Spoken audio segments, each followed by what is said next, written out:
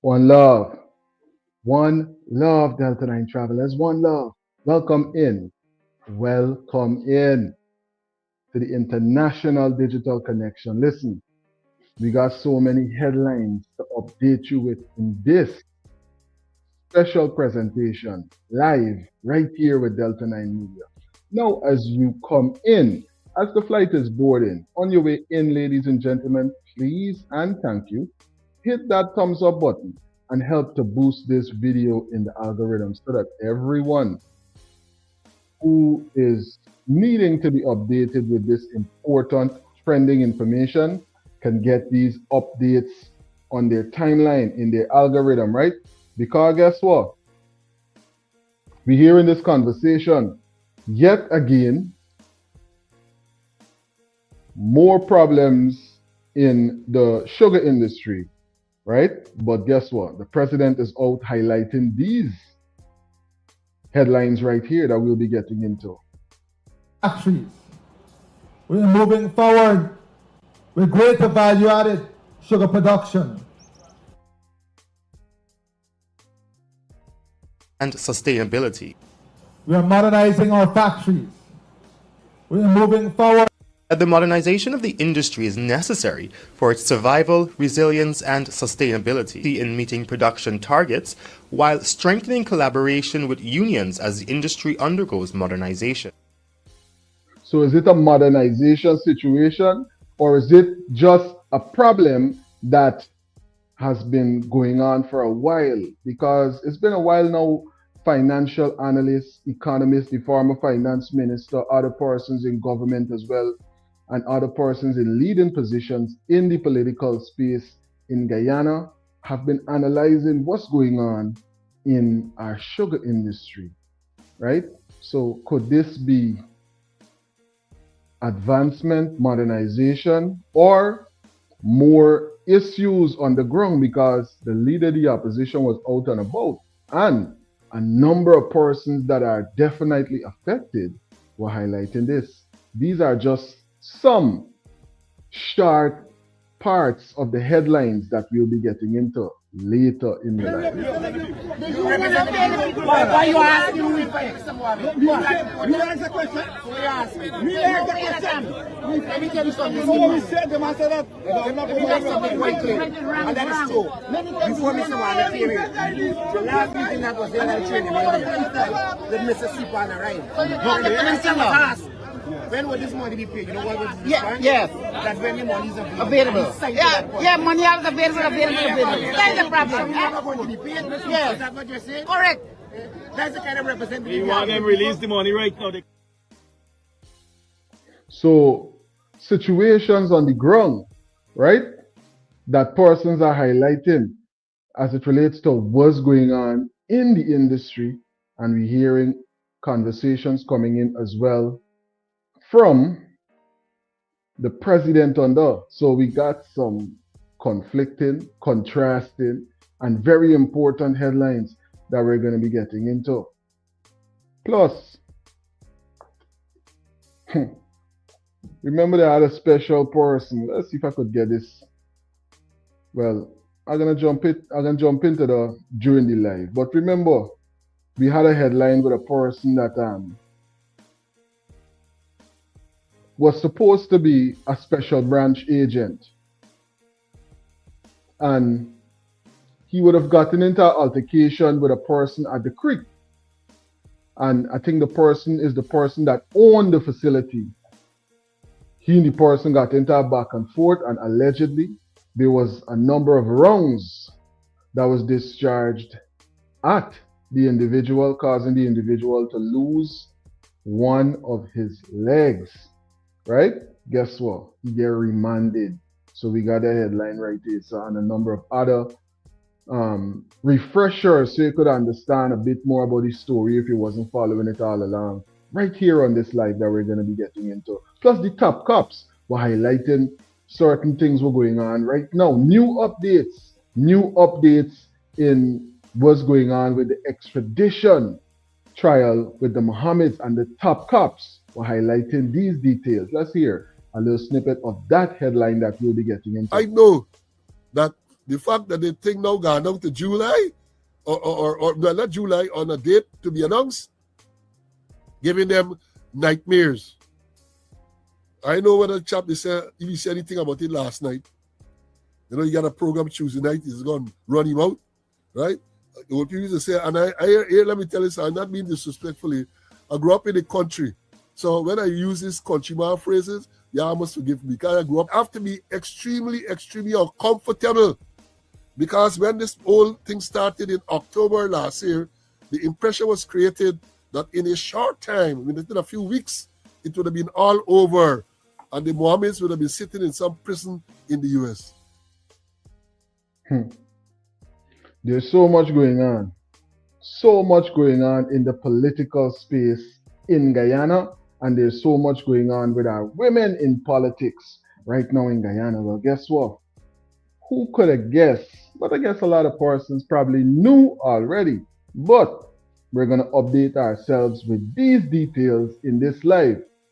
Honorable Miss Broomes and Honorable Odessa Primus are family, allegedly. Interesting. Let's hear. Tag Odessa Primus, she might surprise. And the emoji was an article about Odessa's Primus.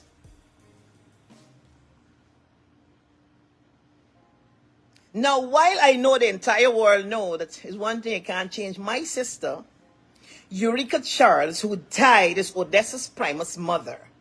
Odessa father is Primus, Odessa mother is Charles. Let me give you a breakdown. But I'm not representing the position merely on the fact because it's my niece. Okay. So there's a number of things that Honorable Broomes will be highlighting on this live presentation about what's going on with one of the top members of Team Win right now. So we're going to be getting into those details, you know, because you see how much of a small world it really is, right? And as well, one other headline that we're going to be getting into on this live. Now, there's a rule and there's a mechanism, there's a structure that is set up as to how persons are placed in certain committees and hold certain positions. But persons were trying to do something different. And these were some of the results that came from that. We're going to get the full details coming in. Very early that the Forward Guyana movement did not receive enough votes to attain a seat on any committee based on the formula that was utilized. And so we were all aware of that since last year. Was quite clear and made some pronouncements as it relates to his intention, as it relates to the leader of Forward Guyana movement, which is MP Amansa Walton this year. It was his intention to nominate her for the Foreign Relations Committee, and we also intended to nominate her for the Constitutional Reform Committee and to place her as an alternate on the Natural Resources Committee. And so that was our intention, and we. Well, guess what? What happened with those intentions? Who was the persons that objected? Those and many, many other important details in this live. So thumbs up the live on your way in. Thumbs up the live on your way in. I'm telling you, we got so many more headlines with that to get into on this live presentation. And what we're gonna also hear from Honorable Amansa. Look, because like I said, the lesson that I take away from it is people power. If people continue to speak up and rise up and hold this government accountable, they will have to do the right thing. You have to embarrass them into doing the right thing. Just like how we had to write to 7, 8 international organizations, write to the diplomatic community, just for them to convene a sitting of the National Assembly. You have to embarrass the PPP into action. The government must frighten the people. Yep. They should The be. government must be afraid of the people. The government must understand that we need to be circumspect, or else these people gonna vote us out The next people time. put you there. The people give you that job. Right. I'm telling you, so many headlines for us to jump into. And we're going to start off with the leader of the opposition out and about, right? On the ground with our brothers and probably some of our sisters as well in Guyana that are working in the sugar industry, going through a whole lot of problems right now.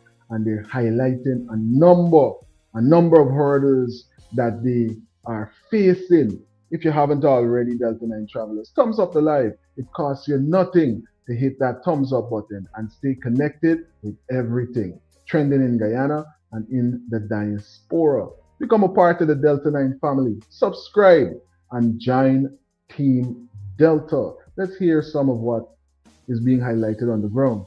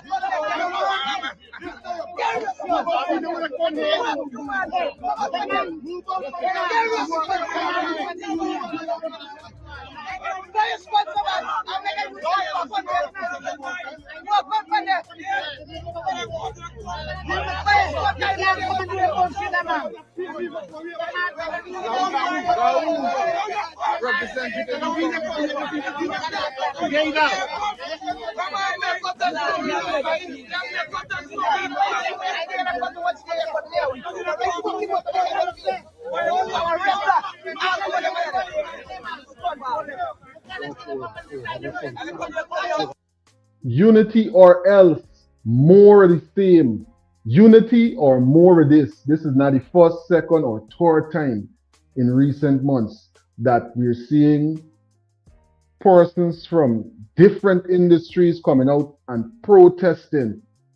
Now we gotta ask ourselves, who and why are persons not making sure that these situations are rectified before it gets to this point? What's the reason why it's not being rectified in a meaningful way, and we keep seeing a repeat and a repeat and a repeat of what's going on?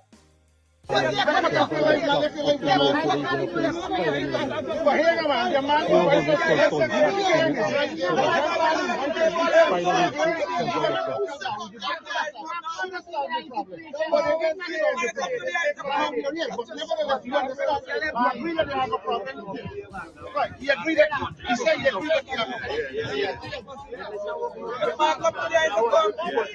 he agreed that they have a problem. But this is honest. How much is it worth for? When the man is like a 50 months. Only?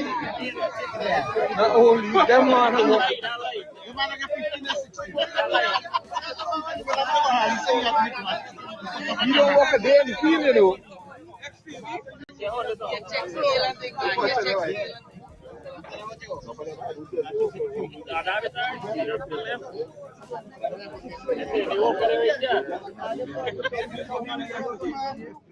I can make father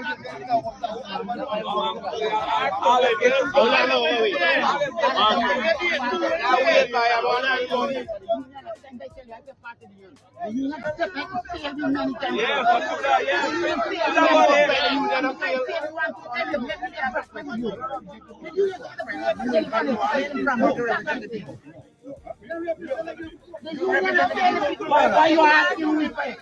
You ask the question. Me ask the question. Let me tell you something. We said the man said that they're not going to have something right there, and that is true. Before Mr. Mohammed came here, the last meeting that was there, I changed the Mississippi on the right. When will this money be paid? You know what? Yeah. That when the money is available. Yeah, money is available. That's the problem. Yeah. Is that what you're saying? Correct. That's the kind of representative You want them release the money right now, they can do it. Exactly. Yeah. Money is always available. Money is paper, money is everything. Money is everything.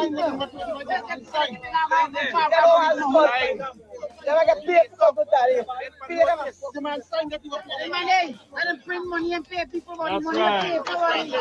You know what's going on? Yes. Print them and pay. Yeah, never signed just because money and pay, right? It's still a bit of factory.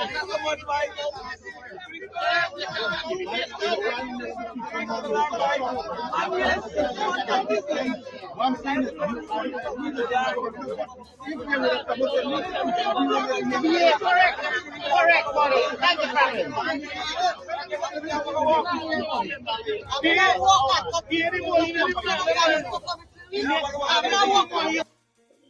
You see, we hearing this problem, oh, Guyana get labor problem, Guyana get labor shortage, this, that, and the third, right? But how come over and over again we also hearing conversations about persons working and not getting paid? We hearing this conversation a lot about persons working in Guyana and not getting paid. How could that make sense? The maths. You feel them man want down there making a set of knives and rowing and going on like that? We hearing from other persons on the other side of the political spectrum for a while, you know. Honorable Ramjatan and members of the AFC were highlighting the fact that certain changes need to be implemented in the same industry for a while now. And look what we got going on the road, right? If things flowing how it's supposed to flow, persons are not going to be out protesting. Let's hear some more of these details. Because guess what?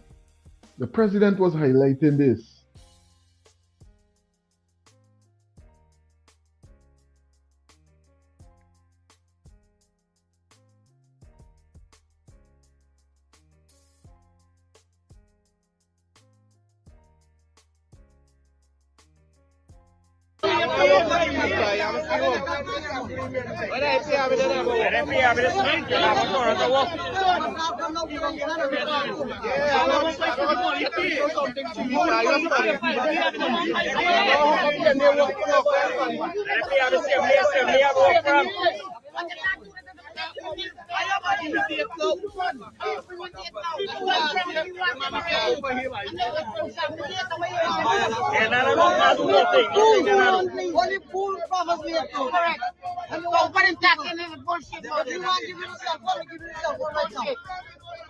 You can't come and promise people, people not doing the promises. But he did. The promises done. He cut off the recording and he said, after he cut off the recording, man, we have a problem. He cut it off. I'm telling him from I'm telling him, stay in a state of union. Stay in the people. He have a $100,000.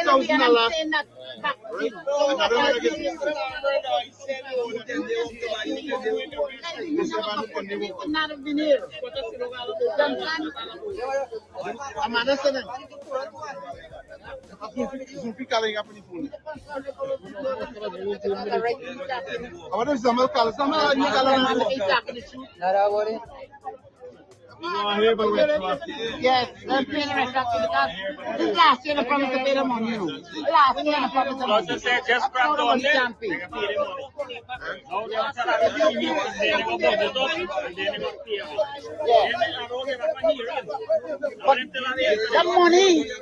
The money done and look like the payout is last year, brother. But the money done in different places. When we ask for to revive and modernize the sugar industry, emphasizing that sugar continues to play a vital role in national life. He told the gathering of stakeholders, including sugar workers, that the modernization of the industry is necessary for its survival, resilience, and sustainability. We are modernizing our factories. We are moving forward with greater value-added sugar production. We are looking at better ways of doing the job, more efficient way, more cost-effective way. President Ali also called on the management of the Ghana Sugar Corporation to improve efficiency and consistency in meeting production targets, while strengthening collaboration with unions as the industry undergoes modernization. But let me also say this clearly.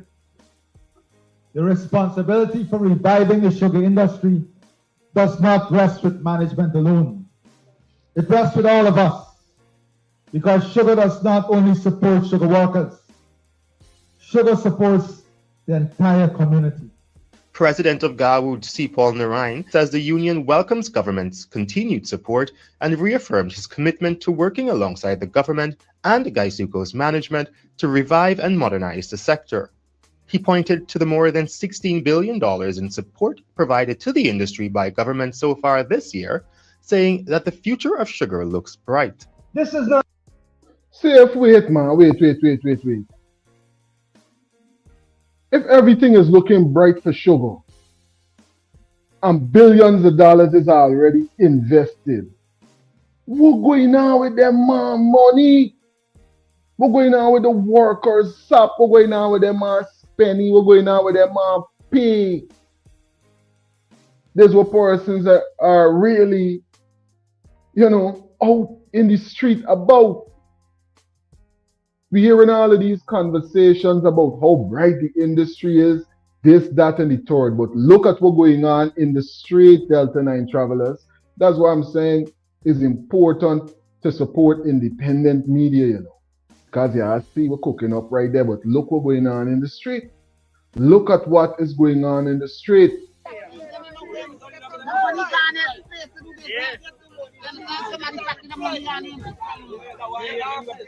Every time they realize that guys, people school, they can't put the came from the media, understand? And not for them, maybe never get mental education right. I'm telling you, boy, hey. That's why, that's why I asked the president. I asked the president that day that during the sort of period, he should have able to come here and school work. I should have gone up, people loan them when the class start and pay back easy, becomes punishing. The man shocking me up and telling me to give me on the $1,000. You understand? Let's give you on the $1,000 for my need to owe me everything. Exactly. I'm telling you on the $1,000, me and two other friends say I drink all the money. They go to class, live and get, and get the water and that. So then they feel like they give me on the $1,000, but now give them money. They need to do the honorable. Cost of living and all other problems persons got to consider, right? So many other hurdles that persons got to surmount on a daily basis, and then they still got to deal with the problems of going to work and the problem of getting paid after you done work. I'm telling you about it. Not just support. This is a full rescue mission. This is the PPP government demonstrating that it will not let the sugar industry die under its watch. Meanwhile, President Ali has extended an invitation to the Sugar Workers Union to take up the challenge of managing one of the country's sugar estates, noting that the government is interested in exploring different management models as part of efforts to strengthen and sustain the industry. What? Different management models? Them man want to hear about the money. Years in this company, and you tell me no, let's get this over. Exactly. I tell you, man, this is the Here this here. Get my chicken. I've made a chicken. This last pound here, we sell chicken with $250. You never sell for that. $220, right? Now feed the drop, chicken the drop. The baby chicken price not drop, not drop. So what causes price to drop? Don't something you even know. The man import chicken. Me know you know, Mohamed. The minister them import chicken money. The minister them import chicken and push you out of business body. That is the problem. And then them turn and say, then they still license nobody to import chicken since food out another way. Then they still no license the people, but chicken still come in the country. And you know, okay. Feed the drop, chicken the drop. but the price drop. Yeah. So that tell you directly the chicken at home. All right. So after this now, the little one won't mind. Yes,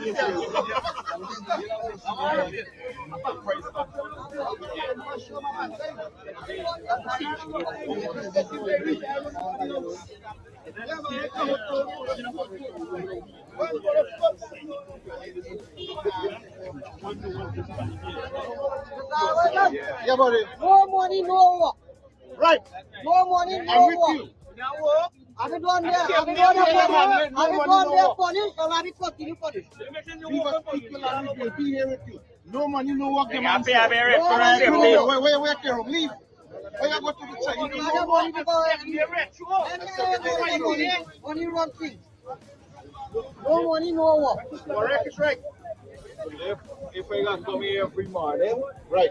till you get the money. Right. No money, no work. I've been doing a punish, so I continue punish. In the next stage, you walk and polish. Staff and punish. Staff and punish? How are you staff? Give me one time. Good morning, Simon. How are you doing? Good. My name is Ishmael. I will get one thing to tell Mr. Zubikar. When you come to the Alvin factory and see how much bark sugar spoil in the van. How much tons they got in there? 400? I don't know what ton, but like what bag full of them? and how much time they take to make 1 bag of sugar before the factory stop. That is how we never do it. Like come and see. Last time you went to this factory, say you come back and reach out, and don't have to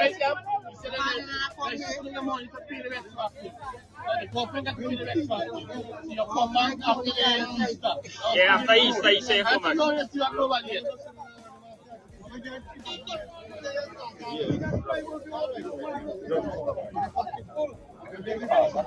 Corporal? Alright, workers. Stand your grounds. We'll be back here. You just let us know. We have some people we communicate. I don't want to call them.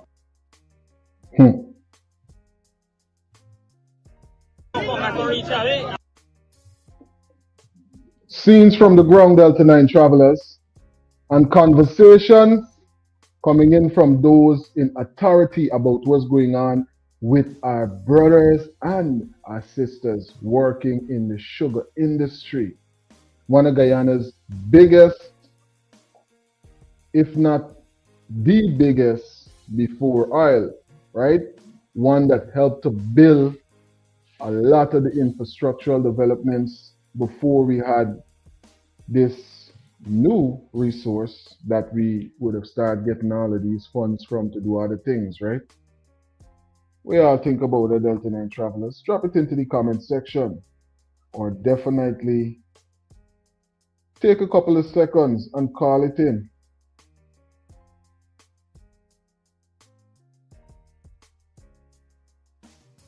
And what are your views? It's up right now in the poll. I'm gonna put it up on the channel as a poll question. What are your views? Yes or no? Is Mohamed doing a great job as the opposition leader so far? Yes or no? Drop it into the comment section or vote. The poll is up on the channel right now. Is Mohamed doing a great job as the opposition leader so far? Yes or no? What do you think? Interact with the poll that we have in the live stream right now. In a couple of minutes, we're going to show you what persons are saying about that question as we continue with this live presentation. Big up to everybody in the chat right now. Rugrana, thanks for being a part of the live, buddy. Thanks for tuning in. One of our insightful moderators and one of the first moderators in the live today on Wisdom Wednesdays right here with Delta 9 Media. Big up yourself every single time. Thanks for dropping the nines in the comment sections as well. I see the legal alien touchdown in the chat. Bobby, what's going on? Bobby is saying greetings, Delta 9. Big up yourself, Bobby. Thanks for tuning in to the live presentation. Nav Joe, good afternoon, Delta 9 Media and crew. Flyers, I'm on board, waiting for departure. I'm telling you, it's an international digital connection. Persons connected from all over the globe. So many headlines for us to update one another with. Remember that poll question. Is Mohamed doing a great job as the opposition leader so far? Yes or no? Drop it into the comment section. Definitely vote on the poll that we have in the live presentation right now. And as we're talking about what's going on in the sugarcane industry and the leader of the opposition being out and about highlighting these details, guess what? We're going to hear right now from the top cops, because Mr. Slow was highlighting these details about the opposition leader recently. Legal observers have noted that the continued delay raises questions about the strength and merits of the case, a clear indication that the proceedings are politically motivated and form part of a broader pattern of action taken against the popular political opponent of the ruling PPP administration. The court has not provided a timeline for when its ruling will be delivered. So it can be delivered eventually. It is going to be delivered eventually. And I'm saying because you got to understand the challenge. The challenge is that the process, what they call the authority to proceed, the ATP, was biased. That is, I think, the gist of the argument. It was biased. So they're going to rule on that, whether it was biased or not. And depending on how they rule, then they're going to determine what are the next steps. And I don't believe, based on what I've read, it is that they're going to throw the matter and say it should not continue. I believe they will make some recommendation or some order as to how the matter should be proceeded with. So let me sit back and watch. But I know that the fact that the thing now gone down to July, or not July, on a date to be announced, giving them nightmares. I know when a chap, if he said anything about it last night, you know, you got a program Tuesday night, he's going to run him out, right? What people used to say, and I let me tell you something, I'm not being disrespectfully. I grew up in the country. So when I use these countryman phrases, y'all must forgive me, because I grew up in an era where people weren't as sensitive to certain words as they are now. But when you run your mouth, what people say, like you wipe your mouth with plate cloth. That's one of the things they used to say. Like you wipe your mouth with plate cloth. And the next thing they used to tell, your mouth running like when sick nigga drink salts. Right? It's still, when I became much older, I realized what I talk about, sick nigga and salts. Epsom salts, they used to get washed out with that. So two sayings I can link to that. You like talk, they say, like they wipe your mouth with plate cloth. I know many of you, right, like you eat parrot bati, right? They say like you eat parrot bati. And then they say your mouth running like when sick nigga drink salts. So the mothers got up on a Tuesday night and run him out. In this case, like he drink the salts, they wipe the mouth, and he eat the parrot backside, right? So it would appear.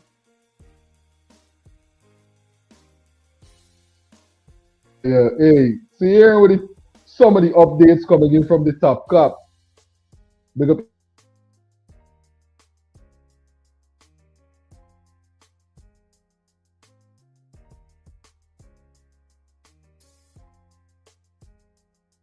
That is the case. So you run him out. So we know what you want to say last night. But I can tell you that they have to be extremely uncomfortable, because when this whole thing started in October last year, the impression was created that in a short time, within a few weeks, it would have been all over, and the Mohammeds would have been sitting in some prison in the US.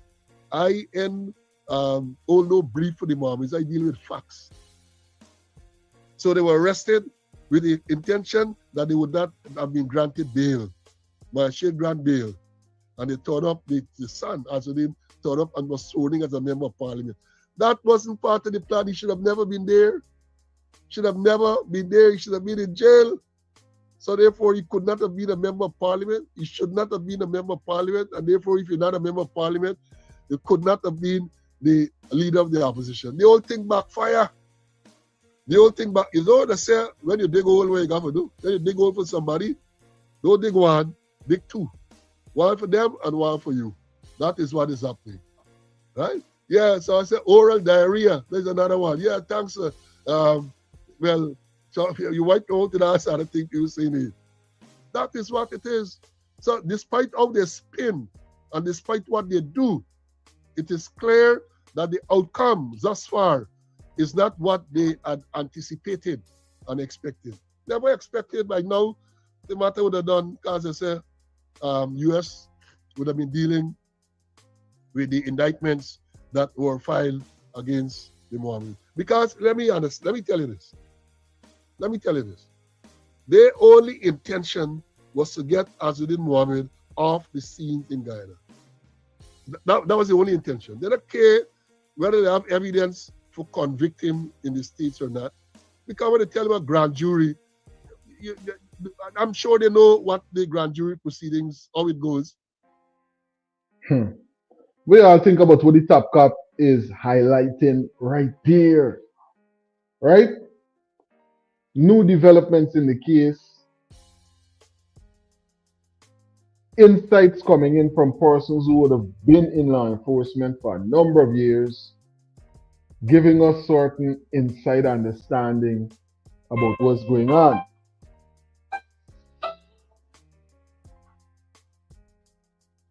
Feel free to call it in, Delta 9 Travelers, or drop your comments into the comment section. Let's hear some more coming in from the former Assistant Commissioner.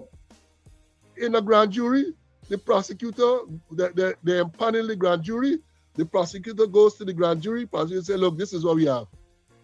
They might call witnesses, the prosecutor might call witnesses.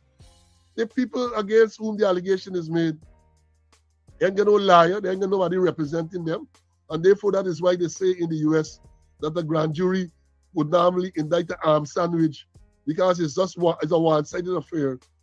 One-sided. The prosecutor said, these are what we have against this person.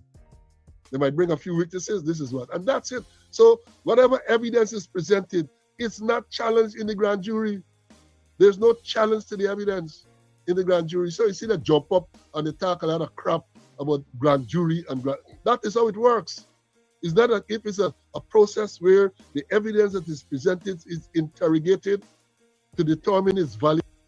Okay, so the grand jury is just information or evidence that was presented.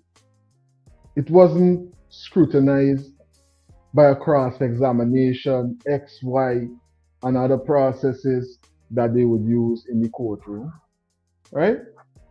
So, look, this thing got teeth, buddy. We hear some more coming in from the top cop. No, that doesn't happen. Right? So let me see. But all they wanted to get him off the scene, they have not succeeded in that thus far, and therefore they are very, very uncomfortable. They are very, very uncomfortable. So I thought I'll update you on that matter. Now there's the next one.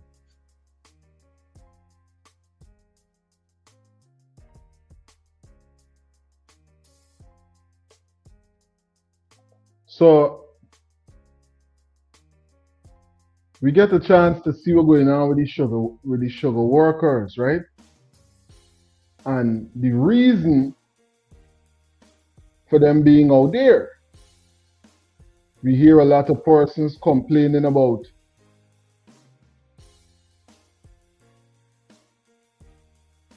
reckless exploitation of vulnerable minors. We hear a lot of persons complaining about their pay, right? About getting paid for all the work that they've been putting out. We're hearing people saying funds is available, funds is not available. When funds available, they're going to get paid and all kind of thing, right? Well, guess what?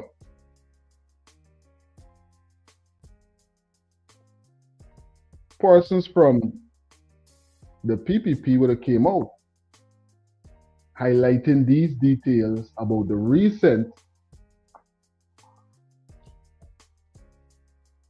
meeting that the leader of the opposition would have had with these workers and a lot of things that came from that meeting. Let's hear. by the leader of the opposition and members of the Win Party for political theater and social media sensationalism represents a most troubling erosion of decency, abandonment of the sacred responsibility owed to the innocent, and a continued dangerous descent into a brand of politics devoid of principle, compassion, and moral restraint. The Guyanese public will recall the deeply disturbing incident at the David Rose Special Education Needs School, where a video allegedly depicting the abuse of vulnerable minors was released by the opposition leader to social media.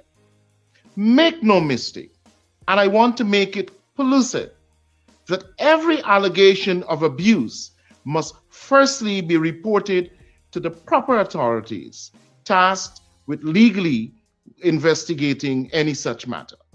And from those reports, investigations must be done with utmost seriousness. Those found responsible must answer for their actions. Even with this in mind, there is a profound and undeniable distinction between pursuing justice for a victim and subjecting that same victim to a second indignity by allowing their suffering to become an object of endless replay, commentary, and political exploitation through upload to social media.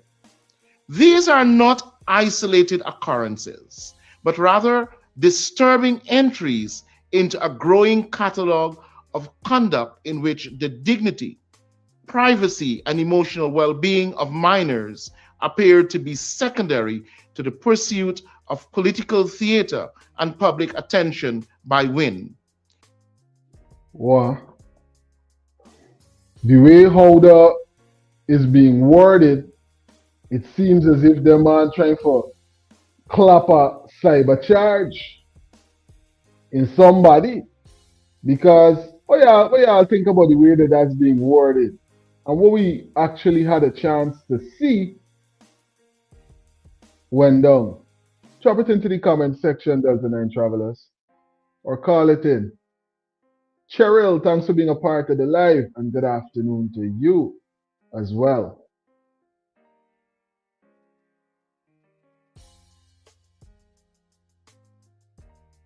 Fights involving minors are often plastered on Win's social media pages. The hypocrisy is made even more glaring by the conspicuous silence of the usual civil society voices, who have made a habit of rushing to judgment against the PPPC government. I'm telling you, do not rush towards judgment. Well, persons get a chance to analyze what's really taking place, you know.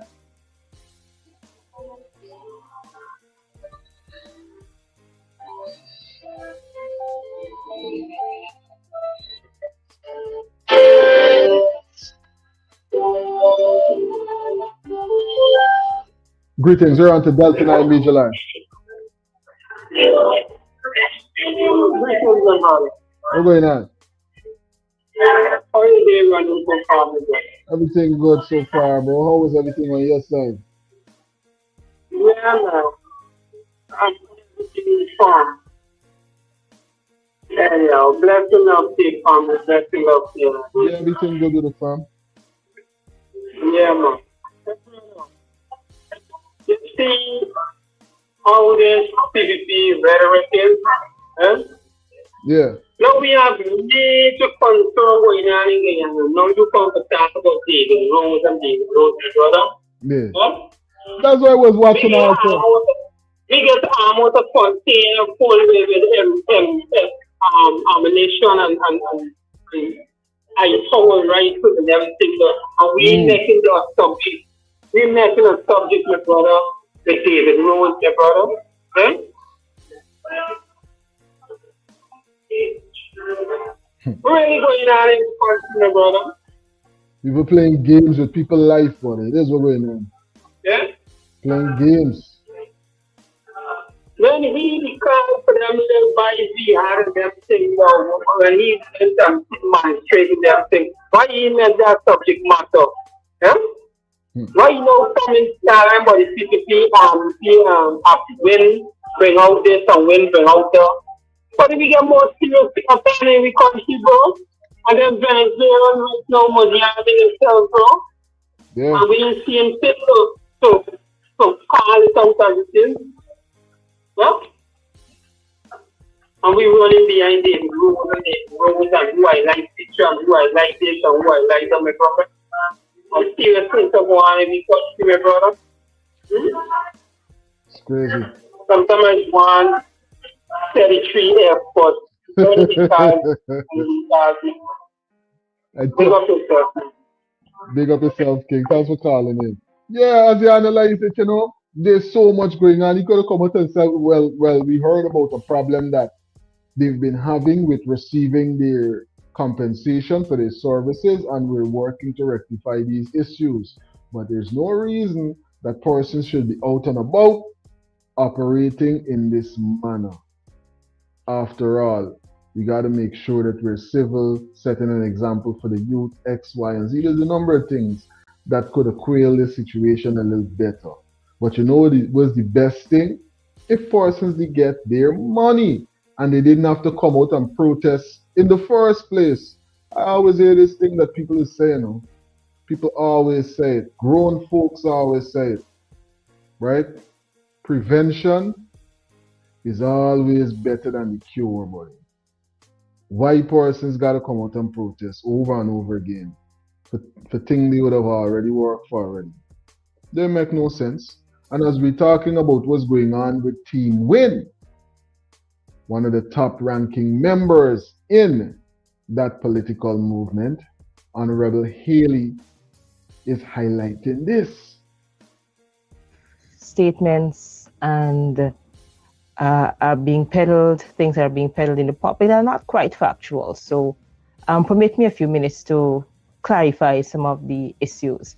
Now, for most of you who are not aware, there is a formula by which Parliament determines the number of seats on a committee each party is entitled to. This formula takes into consideration the number of votes a party received at an election and the number of seats on a particular committee. And once the calculations of the formula are done, it gives us a clear indication as to how many seats the government will hold, how many seats the opposition parties will hold individually, and then, of course, collectively.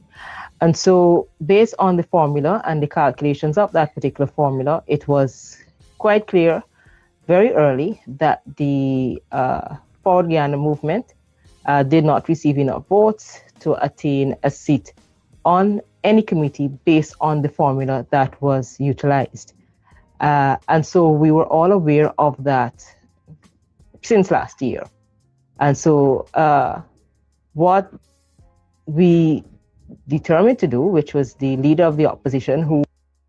Good, but if there's the rules and that's the protocol that was already put in place and you knew this, you can't decide to do something else. That's why I think, I could be wrong about this one, but what y'all think? Let me hear some more about what's being presented.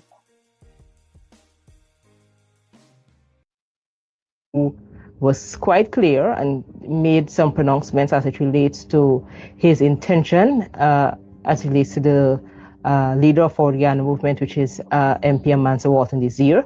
It was his intention to nominate her for the Foreign Relations Committee, and we also intended to nominate her for the Constitutional Reform Committee and to place her as an alternate on the Natural Resources Committee. And so that was our intention, and we went into the meeting of the Select Committee on June 5th, which was after the sitting of Parliament, with that in mind. If it is that I were to show you our document, which showed all of our MPs and where they will be placed, you would see Amansa Walton Desir's name next to Foreign Relations Committee and Constitutional Reform Committee.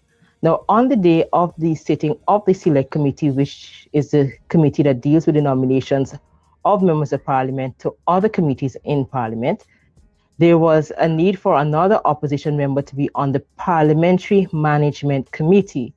Now, it was at that point that MP Ganesh Mahipal nominated Amanzo Walton Desir, and Win seconded that nomination because we agreed and believed that all parties that are in the National Assembly should have a seat on the Parliamentary Management Committee. And so we had no issue seconding that nomination. At that point, the Speaker of the... So then y'all got to do something as well to change the rules so that these desires could now become something that is actually experienced by the various parties in the House. The National Assembly and also the Gail Teixeira, both of them at that point basically asserted that Amanzo Walton Desir cannot be placed on any committee in the National Assembly because of the lack of votes that she received, and the formula which suggested that, the formula which determined that she could not be placed on any committee. Now, makes sense to me. If the persons didn't elect you to be in that position, you can't be then placed in that position. That kind of goes, I mean, you know, it goes contrary to how the rules are set. What do y'all think? Should she be allowed, or rules is rules?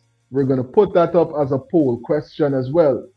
Should she be allowed, or rules are rules? Definitely something that we should be analyzing, but let's hear some more. Coming in from Honorable Sarabo Haley. Now, while we understood that from the inception, our response to that assertion by the Speaker and Gail Teixeira from both APNU and We Invest in Nationhood was we understood that, but we were wondering whether it is that if WIN or APNU has so determined that they want to give one of their seats to a member of another party, why would that be an issue? And there was some pushback. There was a lot of pushback from the Speaker. Because you just had an election and you were versus this person in an election and you were voted into that position. So you can't then reverse what went down with the election and say, hey, we're going to do our own thing. You know, that's why I think, I mean, I could be wrong about it. Drop it into the comment section, Delta 9 Travelers. And if you're watching it in the rewind in the future, you will get some meaningful conversation about it as well. Call it in as well and let's, you know, try to suss out what's going on right here, because it could be more than that, you know, because let me not forget, Honorable Amanso is very good at what she does. So it might be them now getting rid of a person that can present real opposition in these positions that she was going to be placed. Because remember, Forward Guyana movement and other persons in a little close-knit setting were the ones that were able to petition or to aid in the sitting of Parliament and persons calling out people from in the positions of power to make sure that the Parliament is kept. You understand, man? So there's so much going on when we suss out, try to analyze these details coming in from high-ranking persons in WIN, and just realizing that, you know, Honorable Amanso would be a powerhouse in these positions. So they might be playing a card. But rules are rules at the end of the day, Delta 9 Travelers. And if there's the rules, then it gotta stand for everybody. But let me hear what these developments are gonna be. And as the developments come in, and the updates coming on this story, we'll be following it closely and sharing it with you right here on Delta 9 Media. So make sure you subscribe. On that matter, and he basically stated that once the formula calculated the seats, then the individual parties are not permitted to give that seat to another party. And so it was at that point that we recognized that MP Amanzo Walton this year will not be able to be on any of the committees. Whether we agree with that perspective of the speaker is another story, but that was the decision that he made and the instruction that we received. And so we were unable to get her on the Foreign Relations Committee, the Constitutional Reform Committee, or as an alternate on the Natural Resources Committee. That's crazy. Because when you hear them committee and you go back 2020, hindsight is 2020, analyze just some of the work that Honorable Amansa has been doing, and you say, yeah, she'd be a powerhouse on that Constitutional Committee, the Constitutional Reform Committee. Definitely on Foreign Affairs, you ask. Right? So we got people that are capable and willing to do the job. Why not put them in these positions? Some are saying no, some are saying, listen, we're willing to do so. What are your views about this whole situation, Delta 9 travelers? But for further clarity, just so that we understand what also went on at the Select Committee, the sectoral committees, which are the Economic Service Committee, the Natural Resources Committee, the Foreign Relations Committee, and the Social Service Committee, all allow for an alternate to also be nominated on those committees. Now, the alternate is someone who will not be at every meeting, but if by chance one of the members of the committee are unable to make it, then the alternate will be able to step in and be on that at that meeting. And so it was decided between APNU and WIN that we will share those alternates. So APNU received 2 alternates and WIN received 2 alternates. And so we were able to each nominate 2 alternates to those committees. What was also determined and agreed upon between WIN and APNU was that the vice chair of the Natural Resource Committee will go to APNU in the name of Sharma Solomon. So it was our intention, both APNU and WIN, to cede some seats to the FGM, and but the Speaker of the National Assembly, based on the formula, so guided that we were not able to do so, and so that is why we're at this particular juncture. So I hope that clarifies all of the concerns that persons had, and so that now that we're making any posts or any statements that they're made from an informed position. Okay. So we got a bit of clarity right there on those developments. And we want to thank Honorable Sarabo Haley for making sure that these important details were clarified and persons understand, what's taking place. Paulette, thanks for being a part of the live presentation. Paulette is saying, good night, everyone on the live. Big up yourself, Paulette.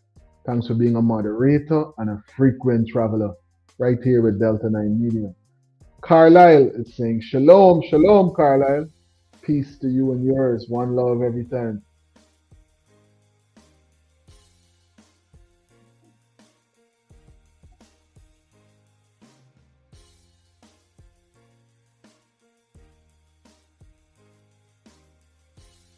Stephen is saying no one is voting the corporations or buying the politicians to make laws to benefit.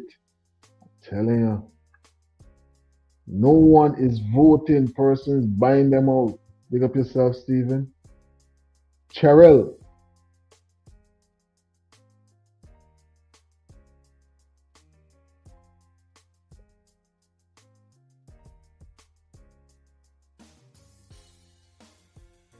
is Stanford Guyanese to mobilize themselves, organize a peaceful demonstration. It's time to shut the country down. Wait on the politicians because don't wait on the politicians because the only blah blah blah. I'm telling you. Thanks for dropping these insights into the comment section, Cheryl. Cheryl is saying it's about time persons do something more than just blah blah blah because this thing going from bad to worse.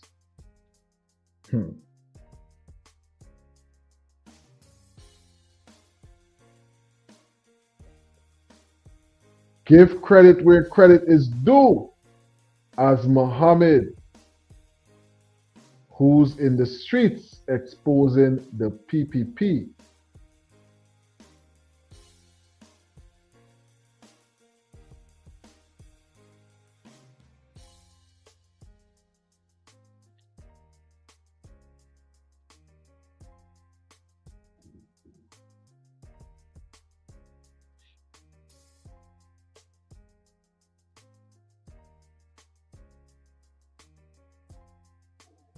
Stephen is saying that Americans are making laws to paralyze Guyanese. It's rough. But let me hope that that's not the reality. And let's hope that, government is actually the one in power doing all of these things because that's the way that it was structured in accordance with the Constitution, right? Cheryl is saying, well, I'm guessing that might be some type of typo. But nonetheless, big up to all the frequent travelers in the live. Big up to everybody that's going to catch this one in the rewind in the future, buddy. I'm telling you. Now, as we're talking about the women in the political arena, we're going to hear from Honorable Broomes because she was highlighting these details about the chairman of Team Win. You see, Priya Manichan, if Priya Manichan was to get she Jews, I want to tell these young girls who now come up in the party because, some people will do all sorts of things to get to the position and so they will rise above who got the ability.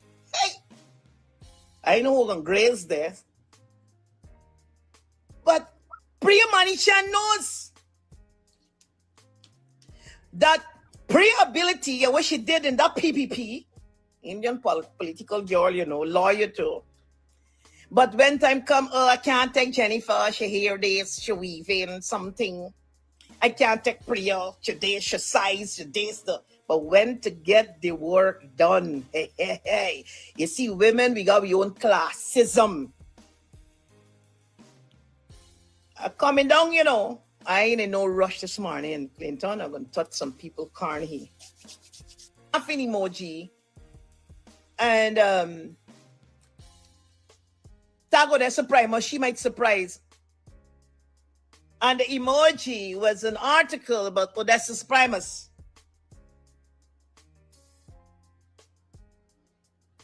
Now, while I know the entire world know that is one thing I can't change, my sister, Eureka Charles, who died, is Odessa's Primus' mother.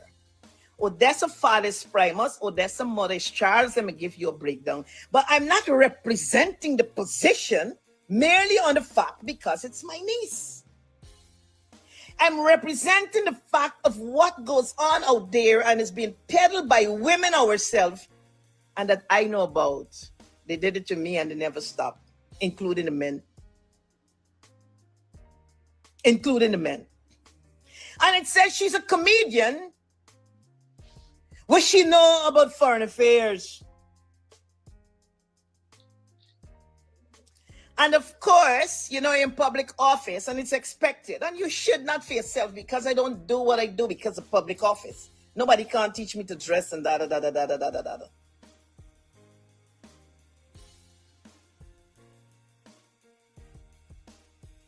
Family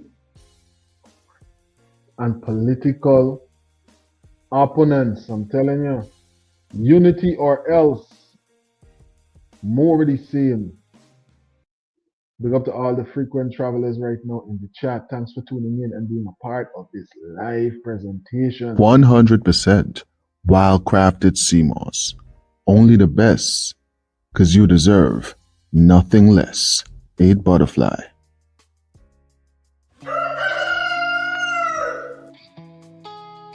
A natural way to stay ready, baby. Because I'm ready for you, Mr. C. The ultimate male supplement, Men's Total Wellness Formula, packed with essential nutrients for men's health. She'll call you Mr. C.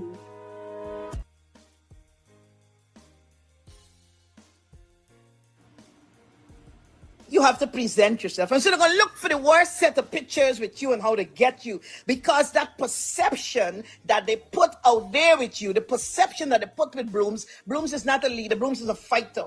Like if I'm arrogant or whatever. Well, if you're a leader that you can't fight, that is why we're failing in this country. Because you got to get leaders who will connect with people, who will fight, who will make a change, who will make a difference. You think it's walk around, sit down on Facebook and take 2 videos, this we're going to change or get all the PPP? No, we're going to come to the... And I asked the person, why you send me this? No response. So I send back, resend the message, why you send me this? I am not defending Odessa primers. I have no apology for the statements that I would make. But it's not merely on the fact because it's my niece. But I want to say to all of you, regardless of what Odessa, like a lot of us, let's put ourselves in a position. Like a lot of us. Odessa premise is no dance. Odessa started school in Barbican, ended in QC. She's son going to QC. If she chooses to be a comedian, that is a curse. Steve Harvey is a comedian. And he's running one of the biggest shows in the United States of America and helping thousands of people across the world. So because I have an education and I'm a comedian, I'm nobody. I want to ask this morning, y'all come out. Todd, who is the Minister of Foreign Affairs, what experience he had with foreign affairs before he go to foreign affairs? What experience he had before he go there? What experience Amansa had as we going into Parliament and shadowing foreign affairs? What? You gotta learn. Ali's the president, you think he's the best economist and this and that and that and that and foreign affairs and this and that. But you'll have people that will guide because none of them sit down there in those positions. And as people is write the speech, people is send information, people have to guide them. So you could learn the mere fact Odessa is bright enough for them in got common sense. But you see how how they present us to society, especially as women and strong black women and all of that. And when your makeup scare fix right and this and that and your clothes and your shoes and this and that, they present you in a kind of way to the public, like to belittle you and to talk you down. They do that to me every single day. But remember, they can't stop me. None of them. Because I'm not here by them. It was the same, or had it not been for Odessa Primus, this Azadin Mohamed would have freaking even come out without Odessa. He wouldn't have been there. And Odessa is any more clean candidate more than him himself to run this country if this country were looking for people with a heart. But once you got money, or you look a particular way, or people present you like you some educate enough people just write the pieces for become doctor and doctorate. Enough people, I was in the National Assembly and I sit down there, and when I sit down, I was embarrassed.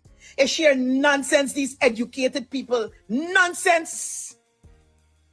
They will run, and they run in this parliament. She didn't lie and say she went to university and get a doctorate.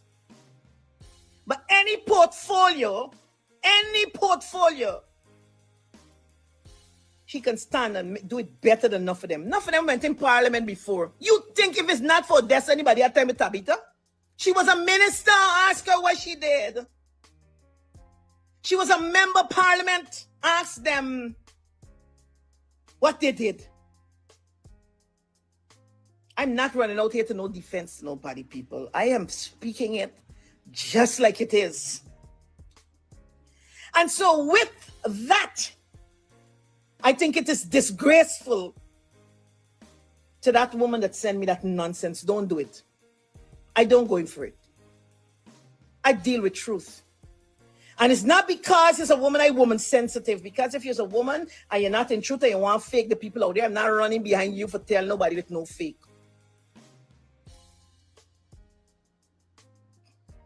When time come and you watch good, and I hope somebody will talk about this and she hear this, you know, because I say it and I say it publicly. When it's time coming, any battle and big challenge out there and the people and the crowd and all that, Odessa so love she party, she leader.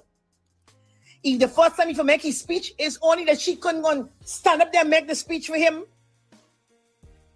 But when it's time to go somewhere and here and there and this and that and that and that, you're finding somebody else. All of them stay the same way. The politician and the women, them just encourage them. There's the bottom line of it to making the point. That is the point. Some of them you see stand up them presenting, they know nothing. They sound good, but you sit down to have an in-depth conversation with them, they hollow, they ain't got nothing. They ain't got nothing, nothing. When you sit down and hear some of them, they ain't got a plan, they ain't got nothing. Somebody, you get them an idea to run with it. But when they're ready to present themselves out there, like you more intelligent more than somebody. But you see me, I'm in a position that I could talk, you know, because nobody can't beat me down to the ground. And I've learned, and I thank God for Jesus, Rochelle, that I don't try to be pretensive and this and that and that and that. Hey, I can walk on any carpet. Anyone. The best English I can speak to and I can present myself. Okay? You can't tell me about dressing this. I'm no fake. Jesus was a carpenter. You could take the humbleness in me and say what you want and try to describe me. But there's nothing that's done you out here can't say I'm a thief, as a scam, as a liar, a this and all of that.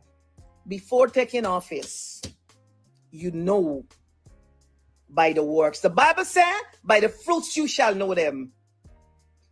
And when you look at some of them fruits, they ain't got none. The shading on a political party. The shading on them. I hope I don't have to come and address these matters again.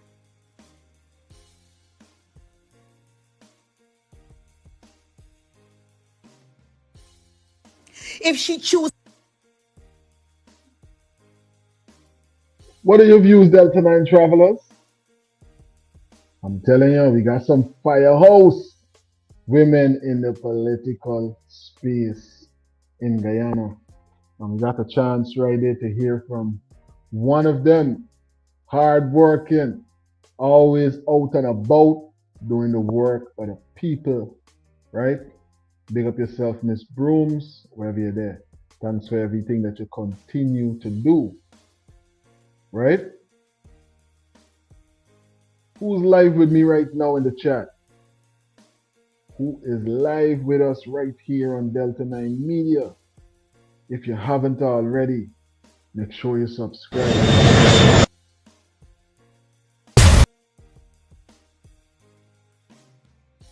Time for some new headlines as we get into some other headlines right here.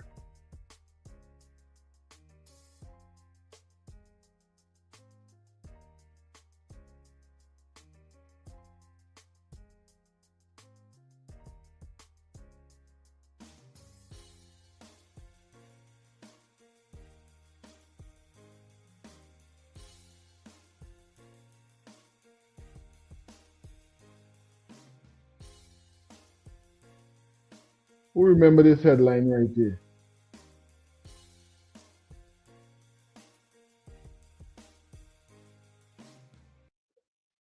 New developments.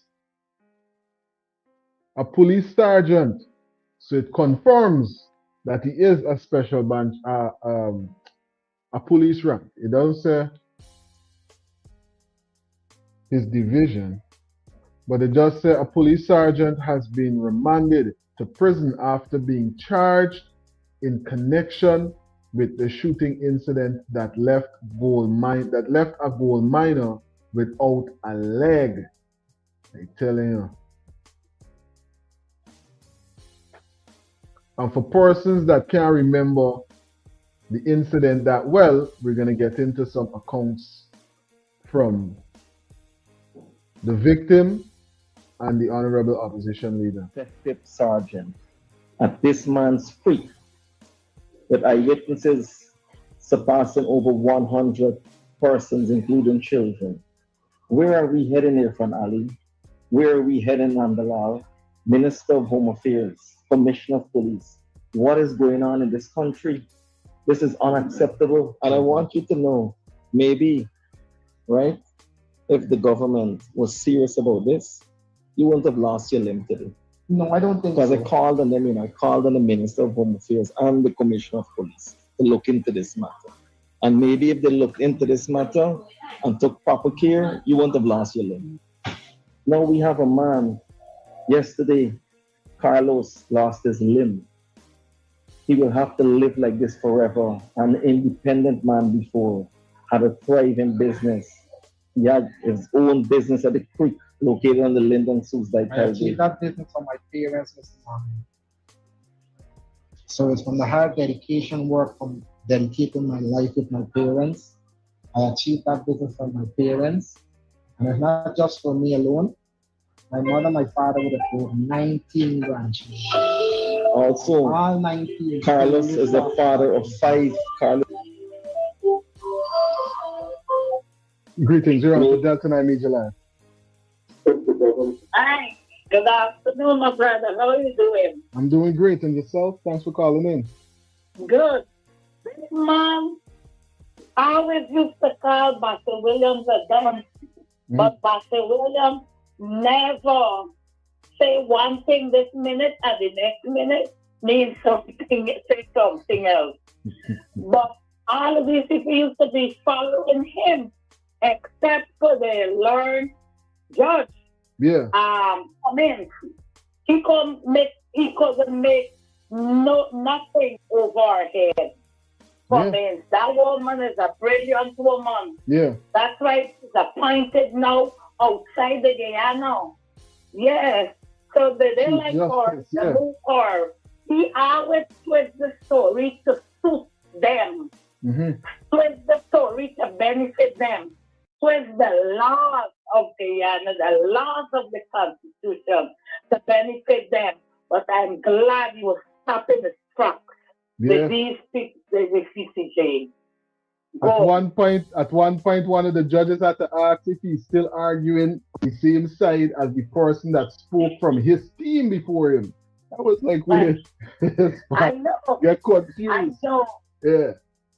He's a dunce. He always has to get somebody, some other liar from some way and this way from Trinidad and some way for always back here. And he loves to ridicule Pastor Williams.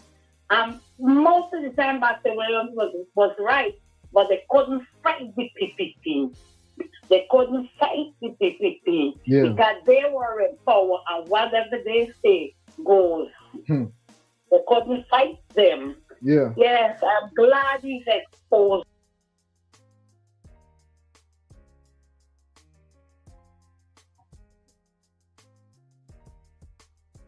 Headlines are saying this. David Lal appeared before Friendship Magistrate Court on Tuesday before Magistrate Tamika Clark, where he was charged with 2 offenses, including discharging a loaded firearm with intent to maim, disfigure, and disable or cause grievous bodily harm to 37-year-old minor Carlos Trotman. The charges stem from an incident that occurred on April 12, 2026. at Chanta Creek along the Soesdijk-Linden Highway. I'm telling you, left this big man, hard-working parent, in a compromised situation, right? For the rest of his life. And definitely something that we're happy to hear the developments, but then we're hoping that it was a situation that never even would have occurred, you know? And this brother would still have his limbs, the other brother would be out of problems, and a situation like this wouldn't have even occurred, you know? Sometimes we really gotta curb the way that we respond to things, you know? This could have been a whole different type of situation, man. Now look, a sergeant in custody and a brother left without one of his limbs. Compromised, right?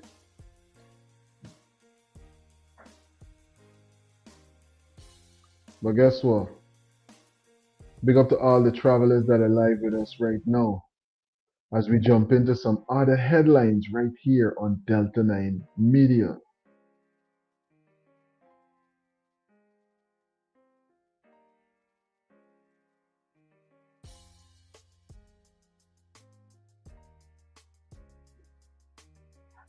So we see 57% is saying yes. Is Mohamed doing a great job as the opposition leader so far? 57% said yes. 55%, well, we get an update right there. 55% said yes, and 45% said no. So we see more persons are of the view that Honorable Mr. Mohamed is doing a great job so far. I mean, we put the poll up, and there's almost 300 plus persons in the live with us right now, right? So when you get a chance, Delta 9 travelers, participate in the poll. Do you think that Mr. Mohamed is doing a great job as opposition leader so far? Yes or no? Drop it into the comment section. Greetings, you're on to Delta 9 Media Live. Greetings, Delta. Good evening. Listening to your stuff there was so much, I guess, you've put out so far. The sugar workers striking, I mean, I don't understand. I mean, money was budgeted or allotted to pay these guys. I mean, since before election, apart from him saying, Air Finale said they're going to be paid. These guys are not paid yet. Where is this money going? Where is all this money, brother? Right? I mean, it's not like, you know, Guyana should be making a lot of money right now. I mean, we heard them just boasting about the you know, the lucrative opportunities in the industry, but yet still persons working in the industry, there's the reality on the road for them. It's so it's so unfortunate, bro. It's the same thing at the gas station. Look at those bus drivers. I mean, money is allotted to that gas station. Why are those bus drivers or those people not being paid, right? You know, where is the money going, bro? Like, I mean, oil alone brings in so much revenue. We have bauxite going out, like 3 shipments of bauxite, they're saying at least every week going out of Linden. Where is the bauxite revenue going? We have gold, we have timber. Where is all this money going, bro? Like it's mind-boggling, you know, right?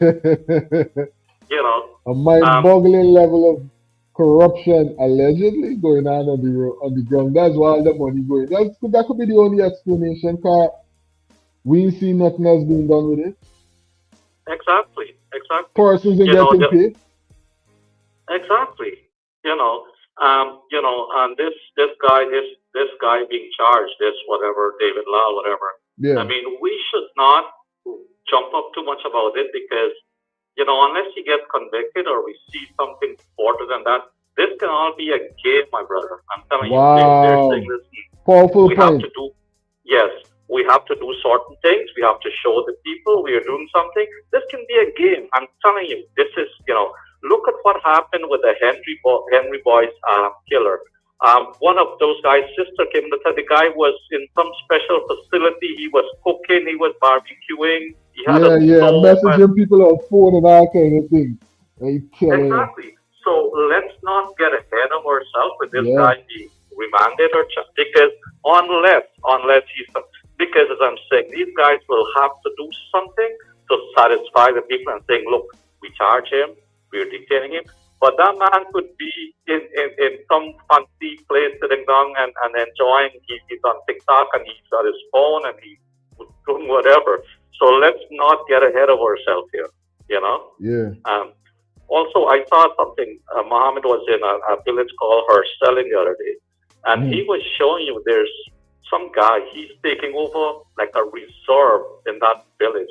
The man is washing barrels, like he gets his barrel that contains chemical and he's washing them. I don't know if he's reselling them or what, but you should see the amount of space this guy is using on the reserve.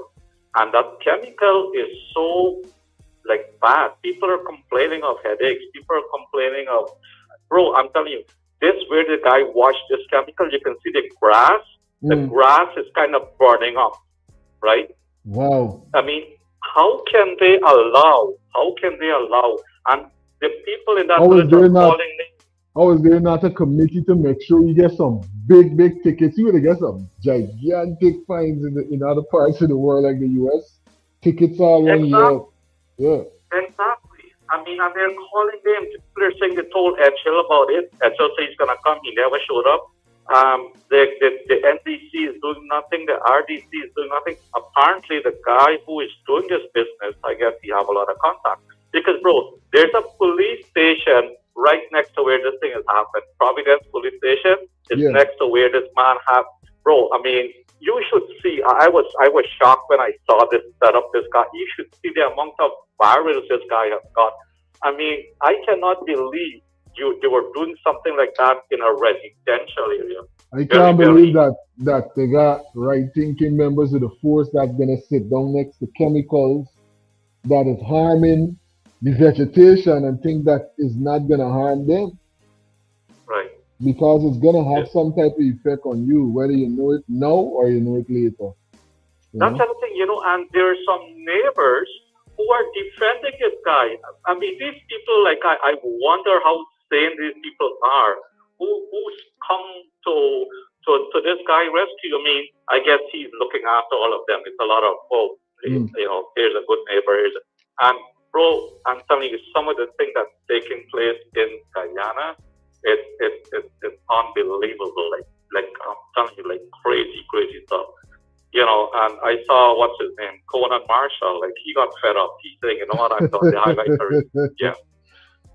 And that's what, because you're not getting, nobody is, you're not getting no proper support. And I guess the PPP, could be playing the long game and people are exhausted. Even Mark Benshaw, I see his program, he's not on regularly like he used to be. Yeah. Because I hope people don't get fed up and think, also there's no opposition in the diaspora. At least you have a group, say in the US or a group in Canada or somewhere.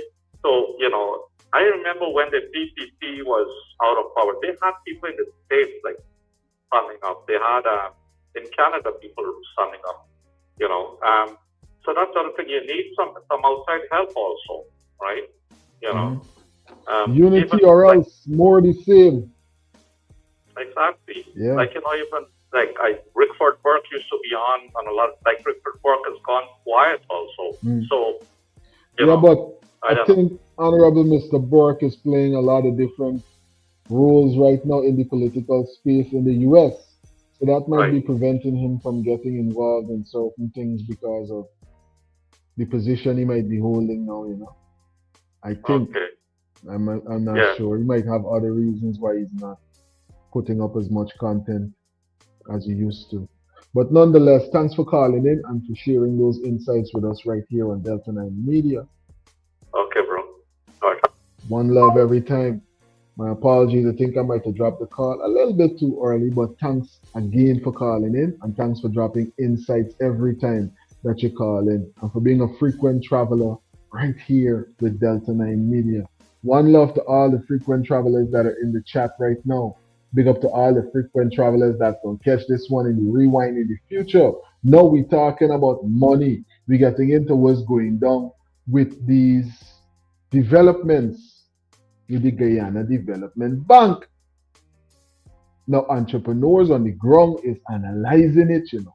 Oh, before we move forward, don't forget, Team Delta is Team Samsung. Samsung, keeping us connected no matter where in the world we are located. Boom. So let me jump into these details coming in from entrepreneurs, highlighting aspects that are very interesting with what's going down with the development bank. Guyana's Development Bank. Finally, opposition and government agree on one thing. This will be great for Guyana. I also agree that this will be great for Guyana. But the one thing I've not already talked about this yet is what will the bank be backed by? Will this bank be getting its own USD from the oil wealth to fund this transaction? Or are you going to be giving these people Guyana currency and leaving them to fend for themselves at other financial institutions and put even more strain on the pre-existing financial institution? For those of you who don't understand what I mean, almost everyone getting these loans will need USD to do whatever they want to do. If they want to buy a vehicle to better the business, they're going to have to order it. If they want to order or import goods to now start up a business, they're going to need USD to do that. Most of these people will not be investing locally, so there's going to be a demand for USD. And with the local banks fighting teeth and tongue to stabilize US at 216 and 218, whilst the road is selling US at 240 and 250, is a recipe for disaster. This is exactly what's happening in Venezuela before Venezuela economy crashed. This is exactly what's happening in Nigeria, and Nigeria is double inflation over time. Because again, if the banks is stabilizing currency at 216 to 18, and the road is already buying currency at 230, everybody's going to sell the US on the road. And if there's more demand, that means that the road value is going to go up even more. So eventually, the bank is still going to adjust the currency to match the amount of demand for US that they're getting. So I don't foresee banks remaining much longer at 216 and 218. In my own opinion, I think that before the year end, banks might actually reach like 220, 225, and will all be blamed if this bank don't have its own form of USD back in these transactions, that these transactions can be done in-house instead of people visiting other financial institutions. So that's just my 2 cents. Take it around with it. And to the people who don't know how this will affect you, if USD goes up, they pass the cost on to you. So if a man importing food and you used to like buy a nice Natura milk and it was $4.60, it might now be $5.60. That's Implications coming in, an analysis coming in as well from an entrepreneur. We all think about those views. Drop it into the comment section or take a couple of minutes, call it in. Let's have some meaningful conversation about it. Maybe here's some more of these details connected to the Guyana Development Bank. And so only at the level of the small trader, right, or the small farmer, or the small manufacturer, very, very small manufacturer. There is the medium-sized businesses out there. Which this amount $3 billion will do nothing. Cannot even do anything. And so, so the government has missed an opportunity of addressing the needs of the medium-sized as well. That remains out there, and that remains critical. And it is important because those medium-sized, they have already shown growth. So the risk with them is perhaps less than those of the micro enterprise. And we really want them to unleash in this economy, to grow this economy. So there is a whole section of entrepreneurs that have been completely missed in the nitty-gritty of the legislation. So it's big, fancy name, Guyana Development Bank, but it really does not deliver on what the name suggests, and this needs to be addressed. Why do we not have 3 hours of this? Listen, viewers, this is how this is. What Dr. Terence is saying is mind-blowing. He's saying, and this is from an economic perspective, a man who's been in business for years successfully. He's saying, listen, $3 million when you take into consideration foreign exchange rate and everything else, what $3 million can do is just basically address those small micro enterprises, those startups. And if you look at it, East Coast had $2 million when you had the Pelori stand. It's how much? About $3 million for Pelori. We're only talking about small. But this missing a beautiful opportunity for those businesses that exist but can grow. So we're talking about this development bank in its current form does not really address or cannot really assist persons who are expanding in the manufacturing industry, who are expanding in agro processing facilities, who are expanding in export facilities, who are expanding in medium-sized firms. Yeah. So while the bank says small and medium, this medium part is completely missed because $3 million can do nothing. So actually what we're saying is remove that cap. And so that if you're a development bank and really intend to really develop Guyana, because developing those businesses that exist at a medium level and giving them the ability to grow more speaks of more employment, speaks of more taxes, speaks of more profit for Guyana. You understand me? So what we're doing is stifling those existing businesses from an ability to grow. And we're only attracting those now startup ones, very small, because $3 million can do nothing. You know, Dexter, I had a presentation in National Assembly, I think it was in 2023, in which I spoke directly to the financial architecture in our country. And one of the things that we have recognized is that in Guyana, we have a dinosaur financial architecture. And we've got to seriously look at the way in which it is impacting the way in which business is done in Guyana today, because you have a $1 billion financial architecture that is there right now that is supposed to be supporting a $1 trillion economy.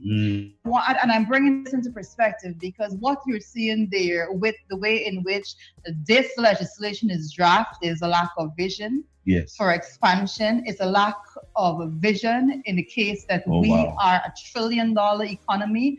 And what they're in essence doing, they're not capping the amount of money that you can receive as a young entrepreneur, but they are capping your vision, your ability to dream and expand. That is a cap that's being placed there.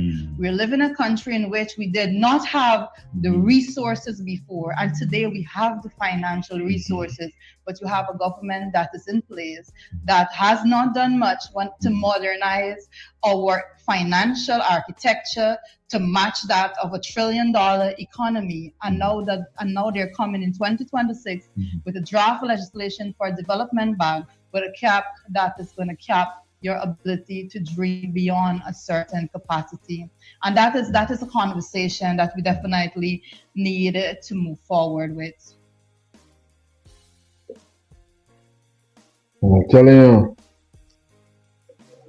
the Guyana Development Bank can even start to operate yet. And there's a number of things being debated about what's going on. What I know is a lot of persons looking forward for having some type of ability to access, whether it's 3, 4, 5, or more, because there's a lot of persons with plans right now, and the president would have already highlighted a number of things in the orange economy.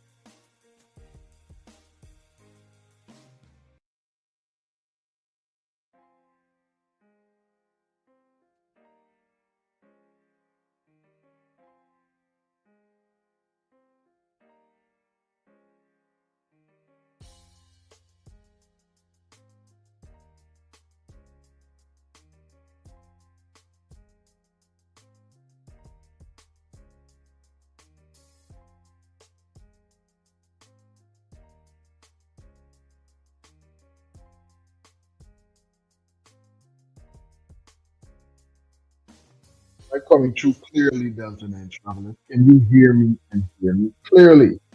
Drop a 9 in the comment section. Drop a 9 for me if you can hear me. Sleepy is the only diaper brand in Guyana with such a wide range to choose from. We cater to all babies, from newborns all the way to stage 7. Our collection includes Sleepy New, Sleepy Sensitive, Sleepy Natural and Organic, Sleepy Night, and don't forget our fashion jeans. Most of all, they're available in both paste and pull-up styles. Sleepy, Guyana's #1 selling baby diaper, available at stores nationwide. Study hard, work hard, play harder. Verb, nerve, and muscle power. Keep thinking and moving at any age.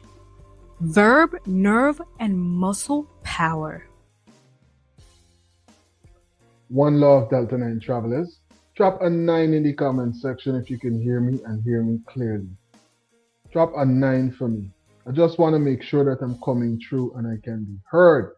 Legal alien, I see the legal alien touch down and say, hey, you're coming through clearly. All right, good. Well, it seems like there's a lot of changes and there's going to be so much things that is going to be going down in the history book for President Trump, because yet another situation, this time at the White House, right? This time at the White House, and we're hearing that persons were plotting to do a number of things. Persons had all type of intricate organizations that they were setting up to execute something that would have triggered events in the country that, you know, sometimes I just really wonder what people's mind is really there. You know? And why would a person want to do these things that are being highlighted right here? But let's hear these details coming in right now about this plot that might have entailed a drone strike and all kind of thing here, because it's very important, because this got far-reaching implications. One of the men accused of plotting an explosive drone attack on Sunday's UFC White House event has waived his scheduled court appearance today and will instead stay in custody while his case is pending. Federal prosecutors say 19-year-old Tyson Proper from Ohio is one of the team leaders of the plot, involving co-conspirators from across the country with plans to pick off high-value targets to, quote, jumpstart a revolution. Nick's here with that story. Nick, 5 people have been arrested so far, and the Secret Service says the president and other fight night guests were never in danger. That's right. Marky, good morning to you and good morning to everyone at home. Understand this. We're only at the beginning of a very long criminal case that will definitely have to play out. The FBI and Secret Service say they stopped the plot cold before the suspects could even act. Court documents say the plot involved up to 20 people who had fringe conspiracy theories and didn't like the country's direction. The FBI... 20 people. 20 plus people.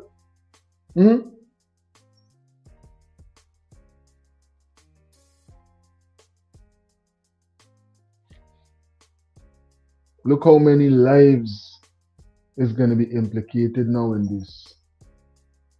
And the plot that they were trying to execute, what they thought was going to be the end of it. They was just going to do all of that and then just walk away scot-free. That was going to be the situation. You hear some more of these details, man. Says they became aware of the plot on June 10th when Tyson Proper's mother called police concerned about the teenager's online activities and firearm purchases. Officials say she discovered he bought firearms, body armor, ammunition, and other tactical gear. Those court documents also say investigators recovered multiple weapons, and a search of Proper's phone revealed detailed planning materials, including chat groups with approximately 19 others, drone operations, shooting locations, and escape routes. Investigators have also arrested Brian Omar Roa and Michael Allen Thomas of California, and Daniel Eskridge of Missouri, and the possible leader, Abraham Hermiso Alvarez of Nebraska. Now, according to FBI court documents, the group communicated through encrypted chats, sharing maps of Washington, D.C., potential drone launch locations, shooting positions, and other routes to get away. The FBI says the plan called for drones carrying explosive devices to detonate over the UFC Freedom 250 event. Wow. So them man want to have a real explosion over a sporting event where persons come out to celebrate and enjoy the company of other people. You understand? Where persons ply their trade, just come to work a regular shift to take care of their family and do whatever they got to do for themselves. You know, this world is a crazy place and it got some real crazy people in it. And let's say big up to everybody that was a part of the legal team that make sure that this was not executed. Because look at how many persons are out here. Look, watch how much people was out here. Look at how many persons were out here.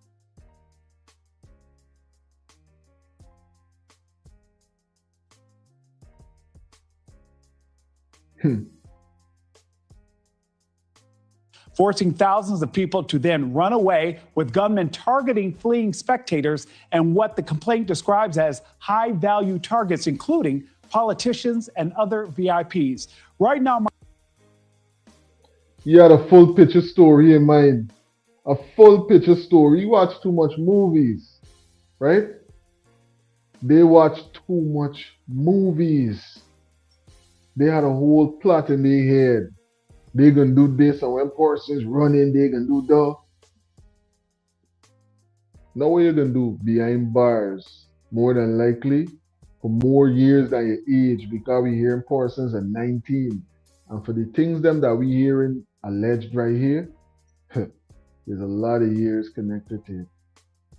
Markey, it isn't clear from the court documents if the suspects had all the materials that they actually needed to carry out the attack. The Secret Service says the event itself was never really in danger, but the threat was taken seriously, and their investigation is far from over.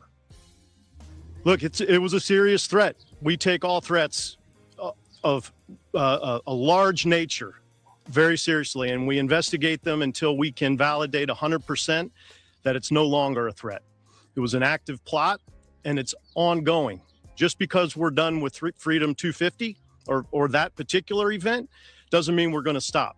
There are still suspects at large, and we're going to work it until everyone's been identified. Going for everybody, which is right, because we want them walking around. Because what's the next plot that they going to plot, man? What is next? And see how they're wicked?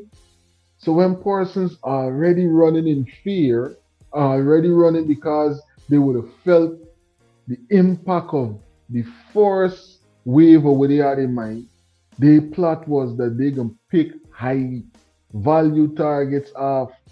He's telling you, could you imagine? It's crazy. One love, Rasta Empress. Thanks for being a part of the live presentation.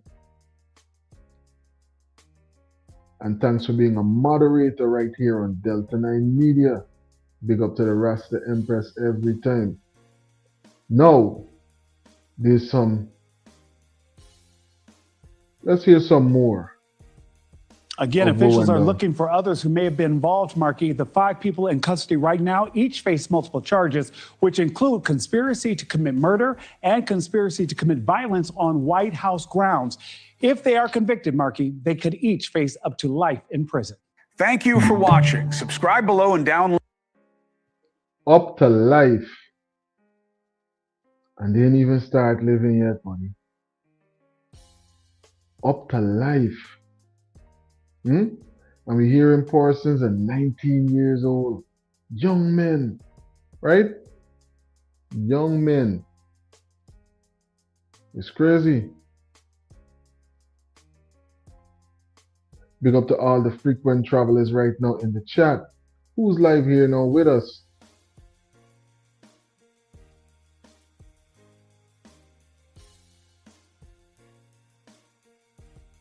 Vibert is saying, what great job Mohamed is doing. Check Mohamed keenly. He has the same ideology as Jagbio. Look at all his movement. As to date,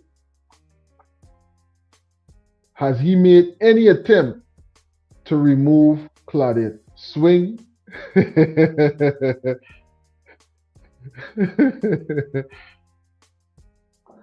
Listen, hey, Vibert, big up yourself, King. Thanks for dropping insightful commentary in the comment section.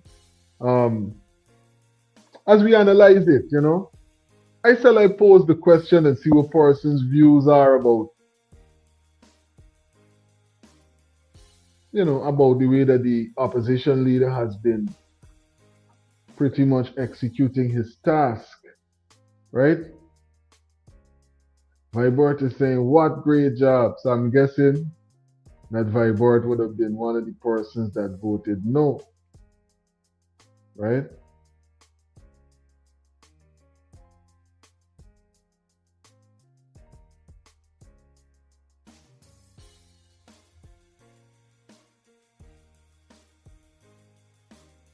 Rasta Empress is saying, I think Mohamed is up to something.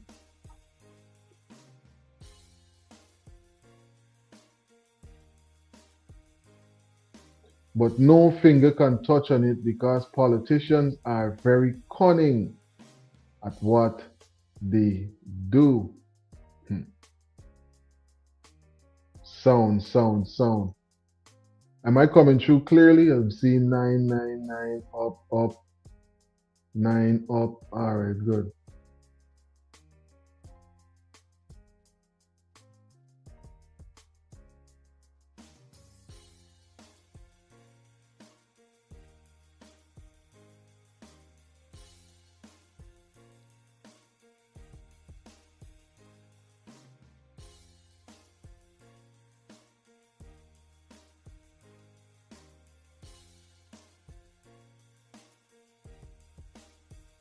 So, we've seen a number of things going on right now in the country.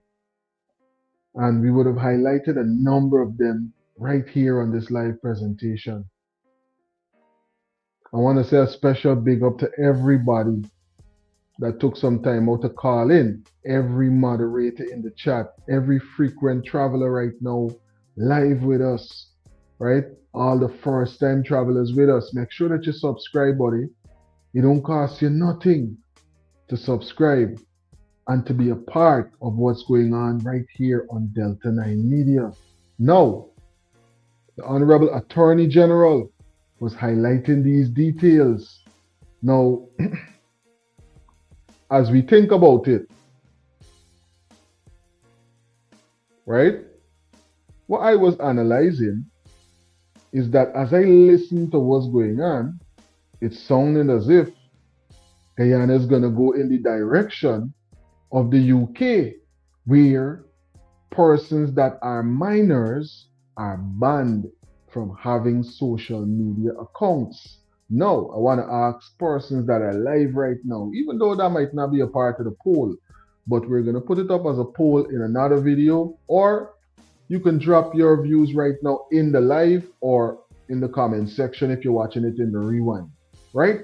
But do you think that that would be a good venture for them to prevent persons that are minors from having social media accounts? Do you think that that would make a beneficial, a senseful, something that makes sense moving forward, like a step forward that would help the youth to not be affected by all that's going on in social media? Given that the UK would have already made these steps, do you think that this would be beneficial in a country like Guyana? Let's hear some of what the Attorney General is highlighting right here. Ladies and gentlemen, good afternoon. Regulating cyberspace is no longer an option in the world. It's no longer an option. This is not a debatable issue. Cyberspace must be regulated. That is the new reality. How we regulate it is the question. Our government's position is that we will do everything to ensure that we get a national input. The government doesn't want to go alone, doesn't want to travel this road alone for obvious reasons. The ramifications are far-reaching, are profound, are complex. The government, no government thus far has found anything close to an ideal methodology on how to regulate this cyberspace. And all governments have chosen the path of public engagements, public consultations, and getting the majority, at least, of the population in that society on board. And we are following that proven and tested blueprint. To understand the complexity here, just imagine for the last 2,000 or more years, we have been trying to regulate human conduct on Earth. Conduct that you can see, conduct that is tangible, conduct that you are in close proximity with. And when you look at the level of criminality in the world, I don't think anyone can say that we have done well as a race, a human race. In fact, if you look at criminal conduct over the last 100 years, you see that there has been an increase in criminal conduct. At one stage in the evolution of society, you had to deal with regulating actions at sea. And we had to confront that. And that's how we developed maritime laws. But if you look out there now, we have, fortunately, we can see. You could hardly spot a boat or two. The point is that the activities out there is a minuscule fraction of what is happening on the ground. So that was not so difficult to regulate. Now we have to regulate space, and regulate space in a time and in an age of technology that you can be on your cell phone and be communicating on 3 or 4 platforms simultaneously. You can hardly do that on land, but you can do that. You can be on Facebook, you can be on WhatsApp, you can be on Twitter, you can be on YouTube, all in seconds after one another. And you are operating out there. We can see. You're not going up there. You are on earth, but you are moving there. How do you regulate that? And that is the new global challenge.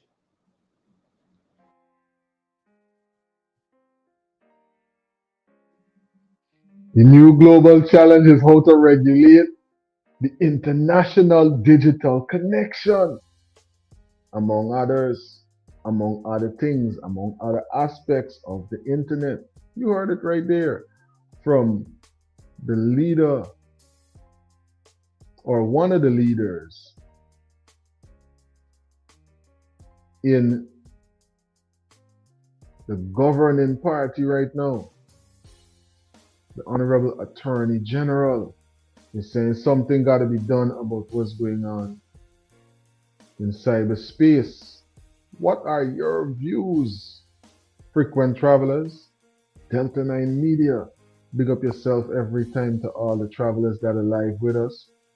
Big up to everybody that's going to catch this one in the rewind in the future. Support independent media. If you would like to become a channel member, that is our channel membership barcode right there at the side of my head, right? Consider joining the channel as a channel member and be a part of everything that we have going on right here on Delta 9 Media. Now there's a number of videos that you will see on the membership part of the channel that we might not put up on the public side of the platform for a number of reasons. So definitely there's a number of advantages to being a channel member right here on Delta 9 Media, and it helps to support everything that we have going on right here on the channel. You know, thanks for being a part of everything that we have going on. You know, how many persons subscribe to the channel so far? I'm thinking we are probably almost at 33,000. I think there's the big number coming up soon. 33, right? And we keep growing, and you know, we keep growing and we keep growing and we keep doing the work of the people, you know, networking with persons all over the world, promoting businesses internationally, connecting with audiences as well internationally. I'm planning to do a live where I share the link and, you know, we network on the live if persons would like to come on and be a part of a panel where we discuss a number of different things.